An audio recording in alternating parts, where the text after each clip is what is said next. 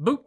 Happy Thursday! Today is Thursday, March the 18th, 2021, and today's daily Bible readings come to us from Psalm 51, 1 through 12, Isaiah 30, 15 through 18, and Hebrews 4, 1 through 13. And this is getting you ready for the fifth Sunday in Lent. So if you go to church this Sunday and your preacher is following the lectionary, these texts, like today and tomorrow, and then Saturday, because that comes after Friday, they will be building on what the texts for Sunday are. So today I'm going to be looking at Hebrews 4, 1 through 13, and I want to talk about meaningless toil, right? Meaningless toil. It's interesting to me that we've come through this year where everybody was kind of on lockdown and had their regular work taken away from them, but it seems like a lot of people came through this and don't actually feel very rested.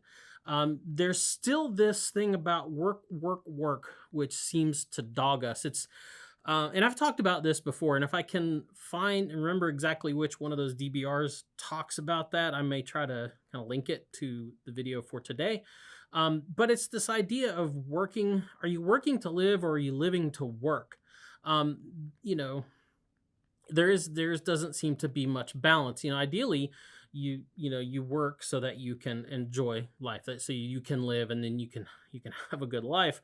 But we live in this culture where work is life, right?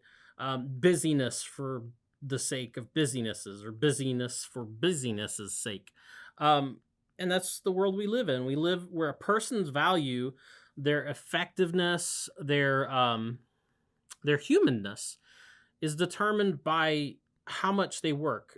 So working hard, burning the candle at both ends, has come to be seen as good, as normal human existence.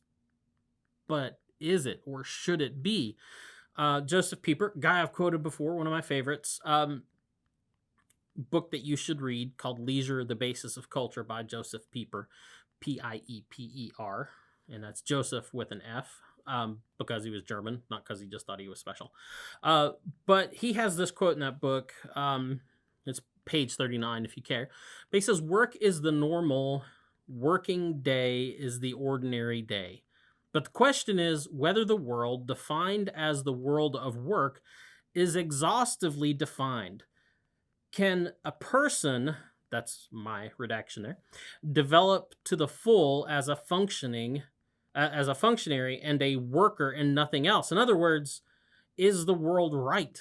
Can a human being, a man or a woman, really develop the way they're supposed to develop? Or can they really grow into themselves under that definition? Can they really develop to the full as a functionary and a worker and nothing else? Can a full human existence be contained within an exclusively workaday existence? And to me, that's one of the things that's kind of amazed me in the midst of all this as we come to the end of this year, how much work followed everybody home. And early on, and to an extent, we're like, how great is this technology that, we could keep on right as normal. And we could keep, we didn't have to drop things. And I think in a great way that was, kids still need to be educated. The word still needs to go out.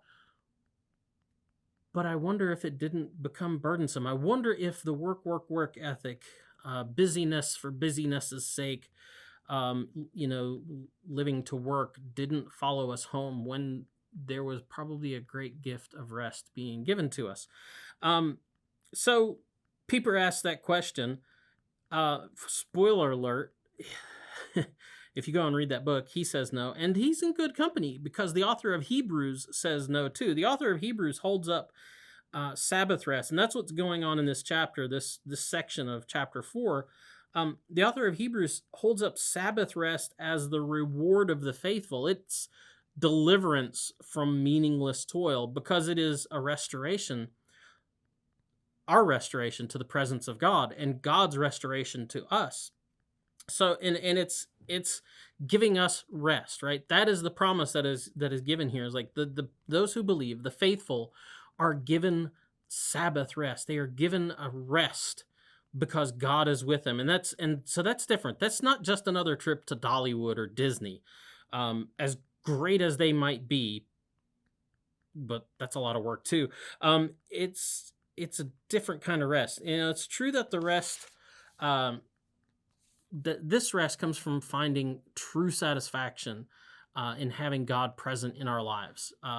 It's true rest, true satisfaction, true Sabbath. I mean, think about it. As great as Disney is, you always feel like you need to go back after you've been, because it's not truly satisfying in the way that this rest that God is promising us is.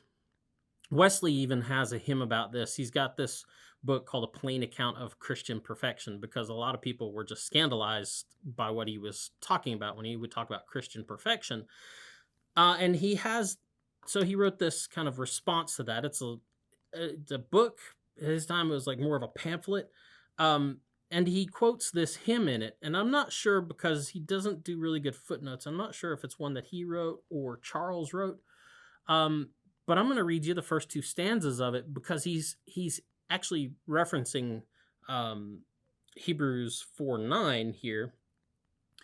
But he's talking about this kind of promise, this kind of Sabbath gift. This is the outcome of following Christ, of trusting in God. And the first two stanzas say this. It says, Lord, I believe a rest remains to all thy people known, a rest where pure enjoyment reigns, and thou art loved alone. A rest where all our soul's desire is fixed on things above, where doubt and pain and fear expire, cast out by perfect love. It's this idea that a lot of the reason why we feel so busy and we have this kind of, we work all the time and we never feel satisfied by it is because we're working for all the wrong things. That the only thing that can really satisfy our being, our nature, our existence as humans is that presence, is that love that comes from God, and that love that we return to Him.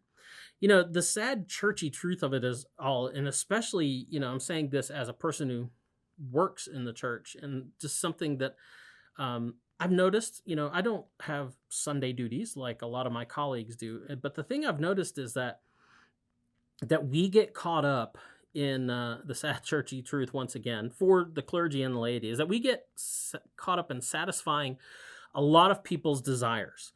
And that's what work seems to become. We're worried about satisfying the desires of the world. We're worried about satisfying the desires of the church.